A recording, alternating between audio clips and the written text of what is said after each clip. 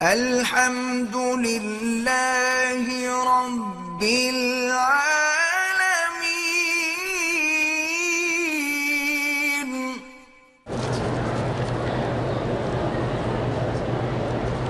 حضور پاک نے فرمایا کہ جمعہ رات اور سوموار کا روزہ رکھنا سنت ہے، صرف سوموار نہیں۔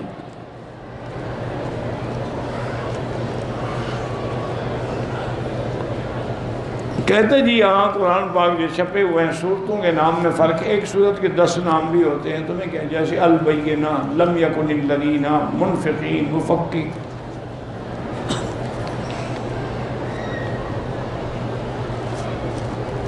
کیا نبی اکرم کے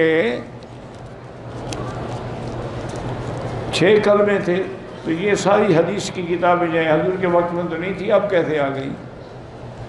حضور کے وقت میں تو بخاری شریف نہیں تھی، بخاری نہیں تھی، حدیث تو تھی، یہ ترتیب کلمے کی نہیں تھی، لیکن کلمے تو تھے۔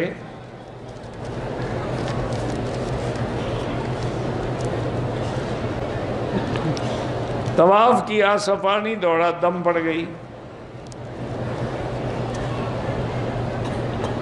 بیوی سے جھگڑے میں اگر زبان پہ طلاق کے لفظ آئے، اگر طلاق کے لفظ ادا نہیں کیے تو طلاق نہیں ہوگی، ادا کی تو ہو گئی۔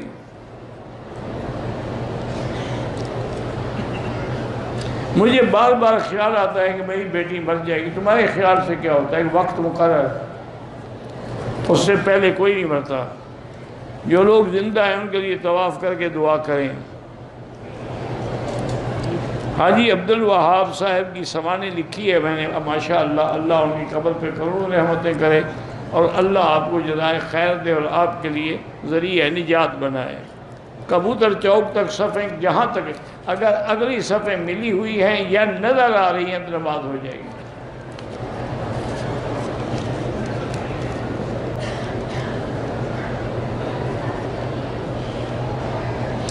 بہرحال اگر کسی نے کہا ہے کہ صحابہ میں نعوذ باللہ صحابہ میں کوئی منافق نہیں تھا، صحابہ کے بارے میں جب اللہ نے فرما دیا ہے کہ اولئک هم المؤمنون حقا، تو ان میں پھر منافق کیسے ہو سکتے ہیں؟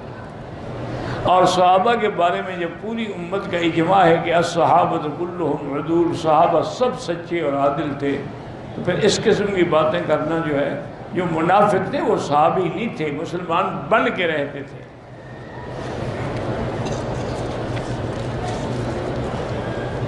طائف سے احرام نہ باندھے، مسجد عائشہ سے قضا نہیں ہو سکتی، طائف میقات ہے، وہیں سے باندھیں۔ شوہر کی بیوی کے ساتھ بیوی کی بہن رہ سکتی ہے؟ نہیں رہ سکتی ہے۔ اگر خاوند مذاق میں کہہ دے کہ میں نے تمہیں فارغ کیا، اگر نیت طلاق تھی تو طلاق ہو گئی،